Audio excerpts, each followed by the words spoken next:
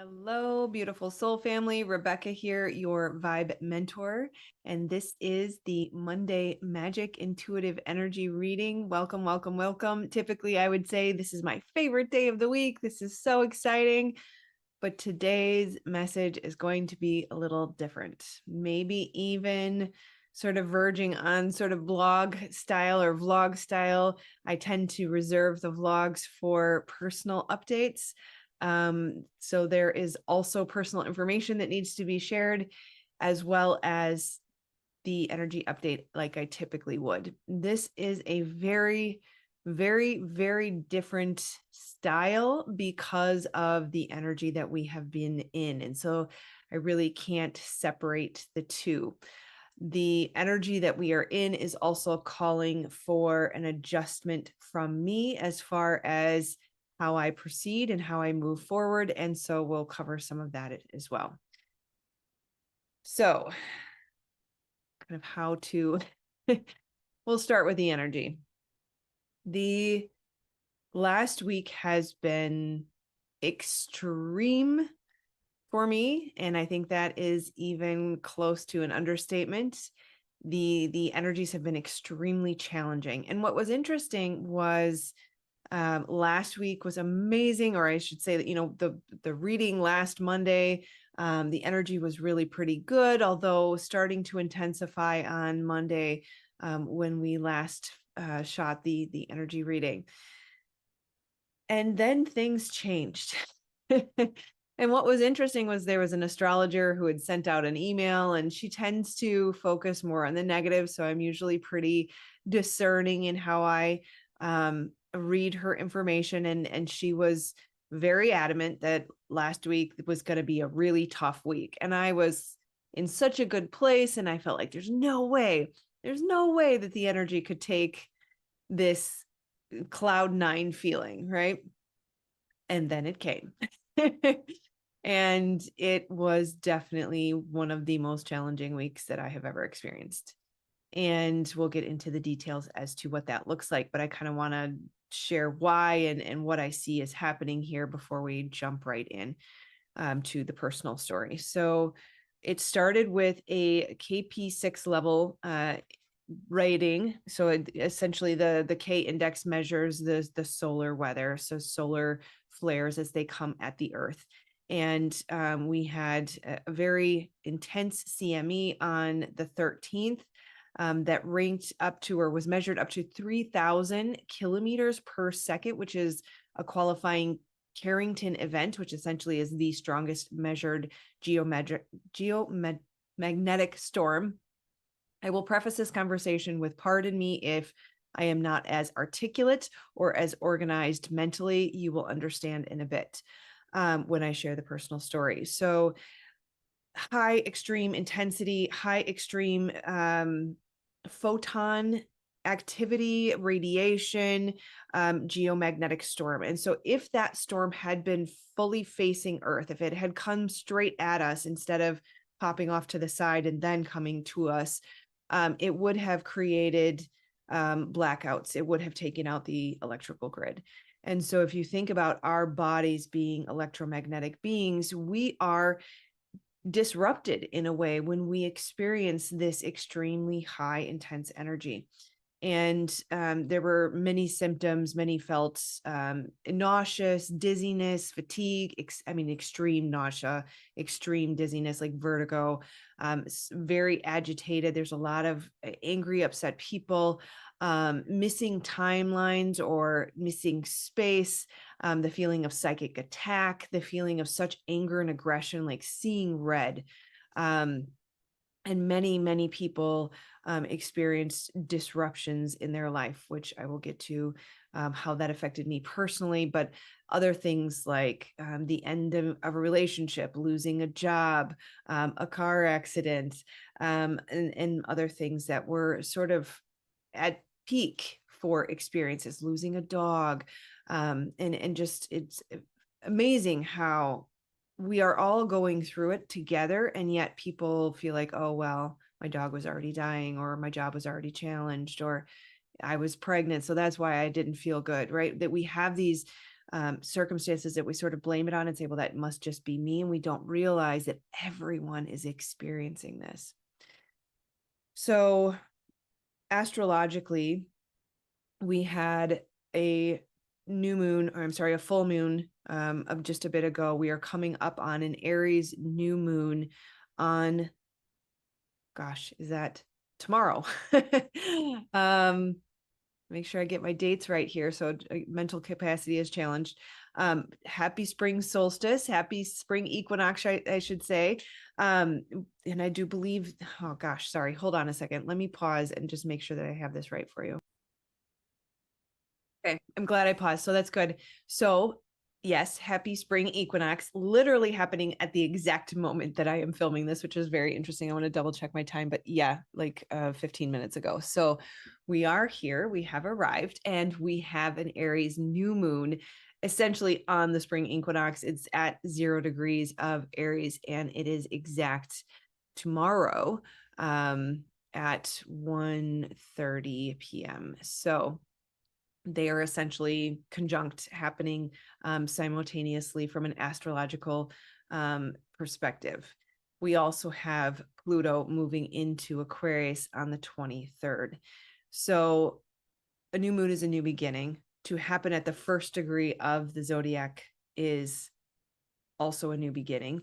It is a new beginning of a new cycle to be at the first degree of the first sign of the zodiac. And then also to be on the spring equinox, also a new beginning of sorts. And also you bring in one of the most powerful, the most heavy hitting planets, Pluto, and have that change signs again. That is a new phase and a new beginning. Add to that, we've also just had recently, within the last 2 weeks, Saturn change signs. So again, another new phase, new beginning. So this is very much a shift in energy, a shift in gears, a shift in timelines, a shift in trajectory, a shift in all that may exist for you. And it really has felt like a tear in the fabric of time, or a complete disruption to the fabric of my life personally. And so what I'm seeing in patterns with clients is that we're never alone in this, that it's never just us. So if you can relate to that, if that makes sense to you, if it resonates for you, just know that you are not alone.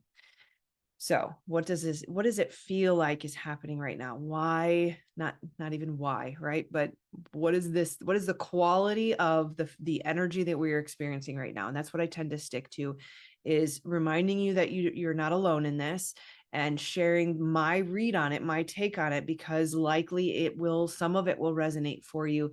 And you can, sometimes it's like we know these things subconsciously, but we don't believe it, or we're not certain of it until we hear that validation. It's kind of like going to therapy. It's like, I know that I'm struggling with something and something doesn't quite feel right, but we don't feel justified in giving ourselves the affirmation or the confirmation that a compassionate witness can offer to us. It says, you are not going crazy. This is completely normal. Everything that you're feeling is okay, and this too shall pass. So that's kind of the point of these energy readings, is really just that compassionate witness that says, you are not alone in this. We're all feeling this. Yes, what you are sensing is accurate, and this too shall pass.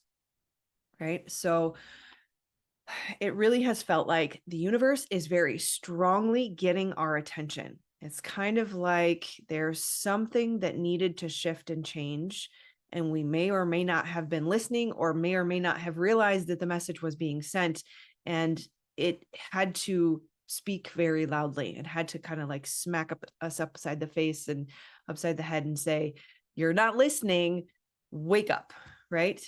Make this change.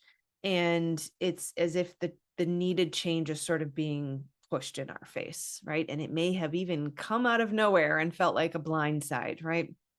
That there is no denying what needs to change now, that over this past week and in the continuing weeks, we will continue to be reminded, and we will be unable to deny the shifts and changes that need to happen.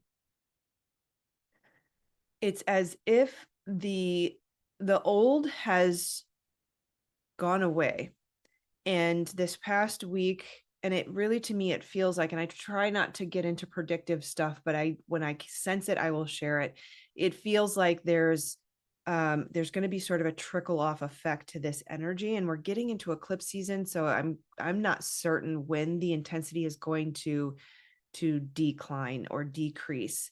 And it may be sort of an ebb and flow that we get peaks and valleys of it. And I'm kind of hearing a yes on that over the next few months. But with the eclipse season technically starting April 20th, but you can start to feel the energy of that prior to eclipse season, we're looking at a good 2 to 3 months of challenged energy. And I always say that when it comes to eclipse season, I kind of feel like I have my finger stuck in a light socket, and it's kind of that nervous system state that I'm very much in right now. And I will explain to you why in just a minute. I'm not trying to drag this out. It just really needs to fit in. And as you know, I'm not real fond of always sharing my personal stories, but we'll get there in a second, I promise. So it has become very, very clear of what must change. This is not working. It is not sustainable. There is zero options of going back. It absolutely must shift and change going forward. So it's as if this door, it's been closing. We knew it was closing. And yet it's almost like we still kind of had our finger in the doorway, right? And it slammed shut, and it's like, bam, and you got hurt, right? It didn't feel comfortable. It didn't feel good. It was like that in your face feeling of, you have got to make this change. There's no options, right? You're going to hurt yourself if you continue to try to keep this door open. The door is closed. The past is done. We are moving towards a new timeline with very significant momentum. That new has begun or is beginning in this moment. And yet it's very, very cloudy.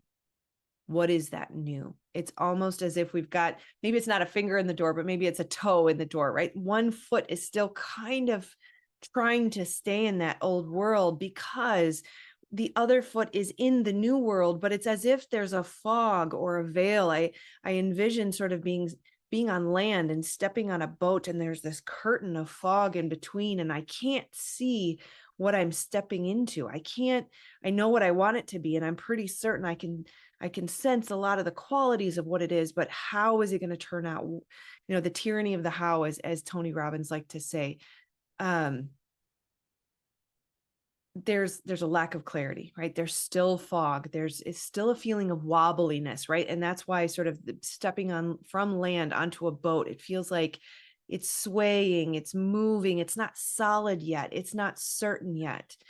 And that can be a very unnerving feeling, right? How is this going to work out? There's a physical response, a visceral response of uncertainty and a lack of clarity that can make us feel shaky and nervous. And it is very much that nervous system state that we need to manage. And I will get to some of that, because that is a critical component of what we're experiencing right now, is when you have that sort of shocking, abrupt energy that says, wake the F up, right? Like, you cannot, right? It's like somebody shook you, like shook the pennies out of your pocket, right? Like you can't, right? And so that will leave the body and the nervous system in a state of overwhelm. It potentially can, doesn't have to, but there's processing that needs to happen. And so I will give you tips on that. And again, of course, when we get to the personal story, you will understand that I'm always very careful to say that I even hesitated as to whether or not to give this energy report today because of what I just recently experienced and the state that I know that I'm in. But I also have spent quite a bit of time in the healing practices, in the nervous system state exercises that I know very well how to do. It's what I teach, it's what I live, and also spending time with friends and clients and hearing the stories.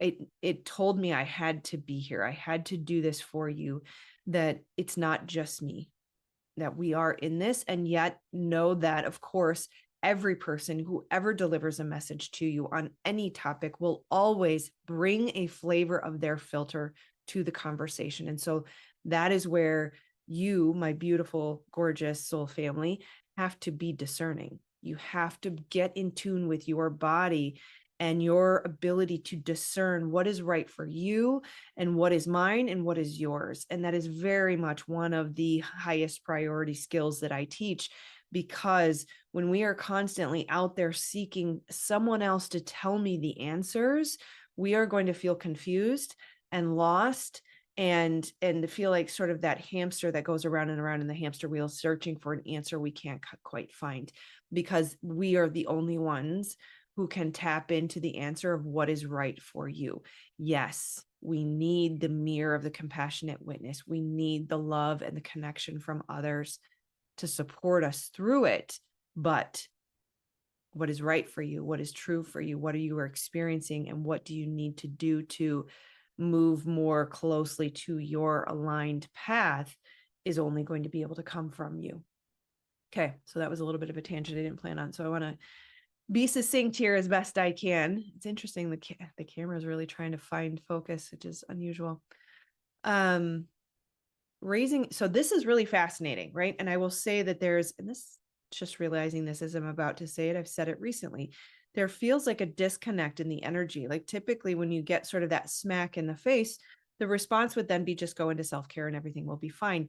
But it's very clear that managing your vibration and keeping your focus on the highest possible potential and not getting stuck in the fear and the overwhelm and the system shutdown is really, really critically important. Like the messages have been incessant over the last couple of days is no matter how scary or upsetting or unnerving the situation may seem, you've got to be clear on where you want to go, and you've got to keep the high vibration. You've got to assume the best possible outcome.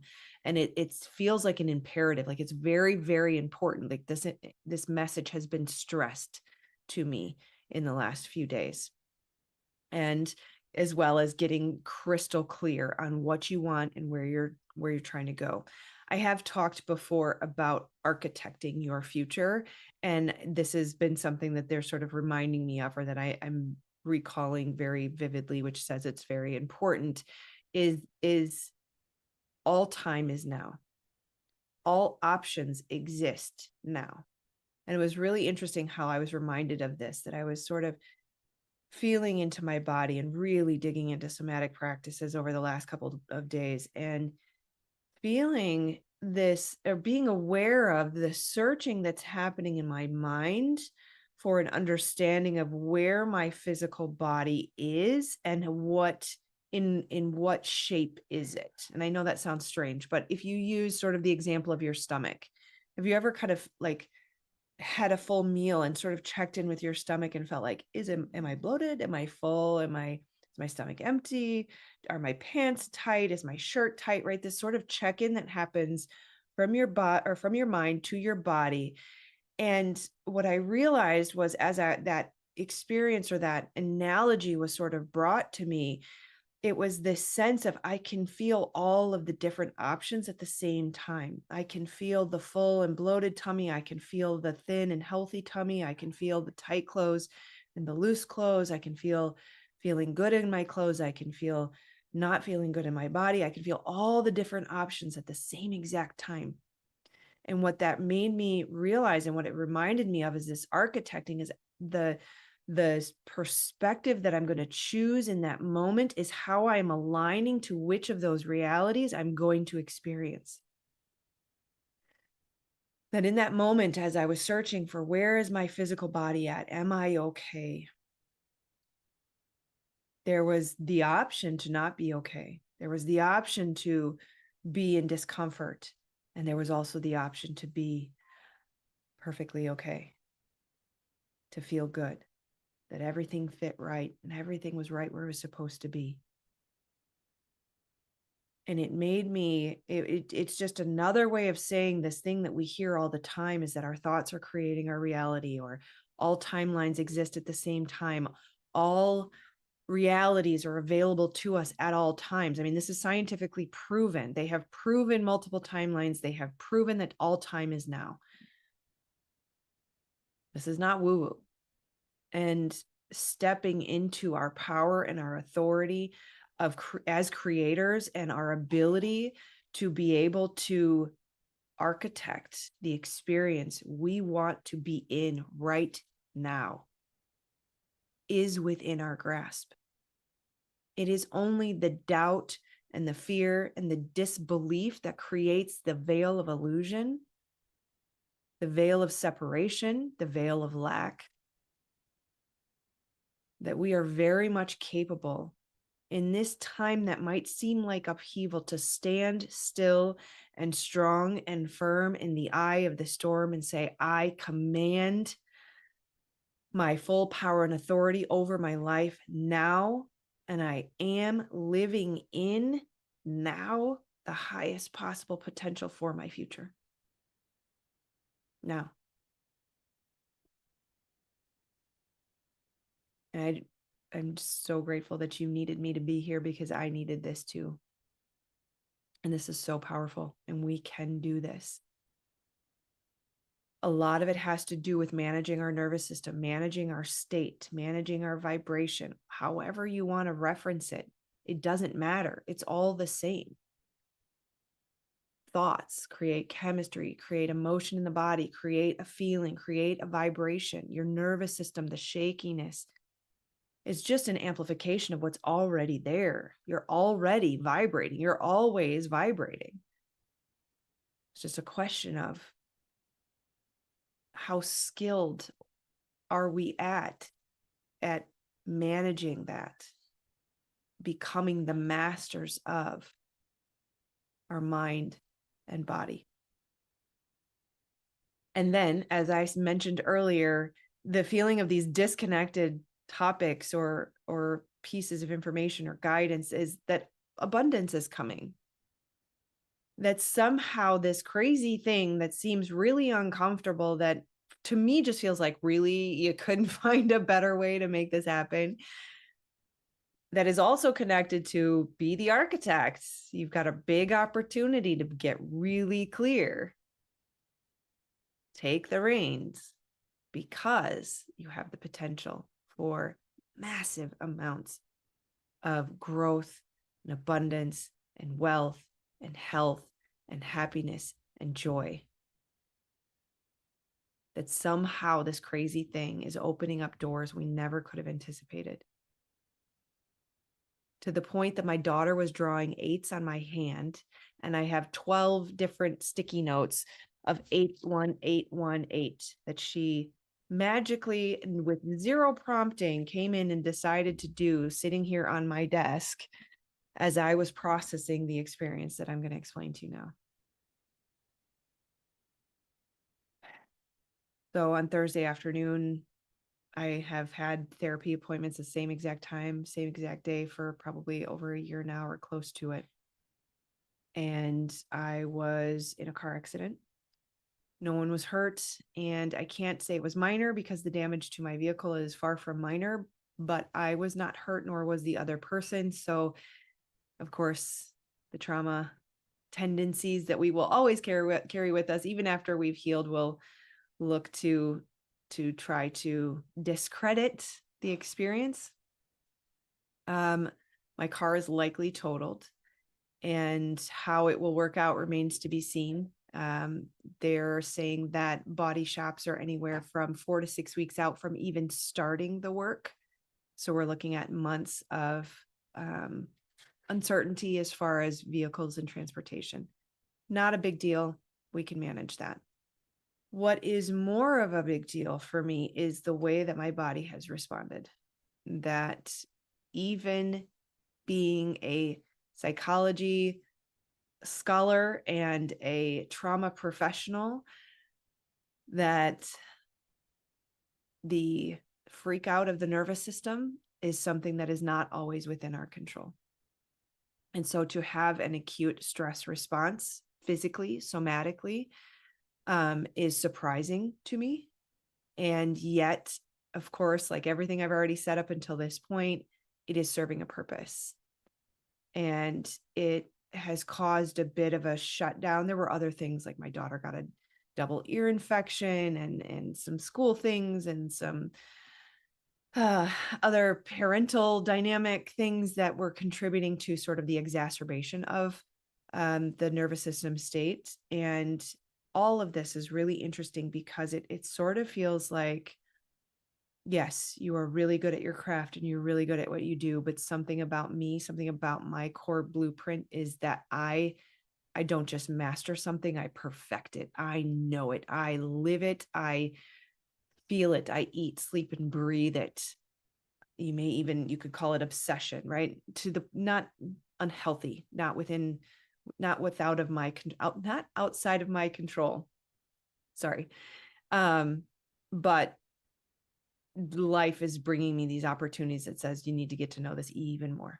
You need to feel what they feel. You need to live what they live, right? And so as I continue to perfect this craft, it is a beautiful experience that I am grateful for, because it is allowing me to be reminded of all the different things that I teach, and to exercise them, and to strengthen them, and to live them, to eat, sleep, and breathe them. And it is not just me in this state. It is important that we all learn these skills, that becoming the master of our manifesting machine, which is our body, it is directly connected to understanding the nervous system state and managing your frequency and your vibration. That while somatic flashbacks will happen, which basically you hear about flashbacks. So someone who was in a war, they will see a visual of the war and that will activate the nervous system. But someone who has experienced trauma like a car accident, or complex trauma like toxic relationships, I have plenty of experience with both. What we experience is a somatic flashback. So it is a physical bodily response that is similar to the response of what happened in that moment. And it's amazing how hijacked we can become by these responses. That as I drive through the intersection riding in a car with someone else that the accident happened at, my body will go into sort of that freak out mode, that activation. And it is making me acutely aware of the frequency and vibration that comes from that, and also the techniques that are necessary or helpful to calm that. So here's an example of what I'm trying to say. What I'm experiencing will go away in a few days, maybe weeks at most. Certainly lots of self-care, lots of sleep.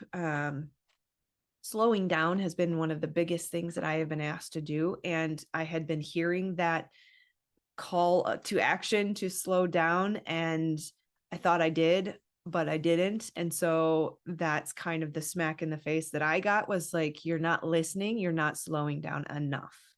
Like, go to freaking bed. Like, I like the universe has put me on a timeout. Not indefinitely, it's just for a couple of days. But that's what I'm experiencing, right? And so I was getting to an example for you. So I know about shaking therapy. What I do is brain spotting therapy for somatic healing for trauma. But I've known about shaking therapy and not utilized it until the last couple of days. And I have a very resourceful mind. My mind is like, hey, I can go to the nail salon, get a pedicure, and be shaken at the same time. I don't know if you've ever been in one of those massage chairs, but they kind of pound on you. And so that shaking was amazing. So we don't need to dwell too much on this experience. But I do have to share with you where I am at, and that I will have to be taking a few days off. And also next week is spring break. I'm not going to disappear for 2 weeks, but the availability that I can offer you is going to be lower. And I will try to stick with at least daily shorts. But I have to honor and respect my body. If you follow me and you have heard videos around what happens in the brain and the body when you have experienced trauma, or you're experiencing that fight or flight nervous system state, the mental capacity is shifted to other activities. And so you'll notice, like, I'm tripping over words, or I'm not quite as articulate. Memory recall is not as awesome. Like, I forgot my address for a couple minutes yesterday, right? So there's things that are sort of offline that will come back online in a day or two. So I just need to let you know where I'm at. I'm going to be in self-care for a bit, and I won't go anywhere. And I promise you, I will come back with lots of extra tips and tools that have become strengthened through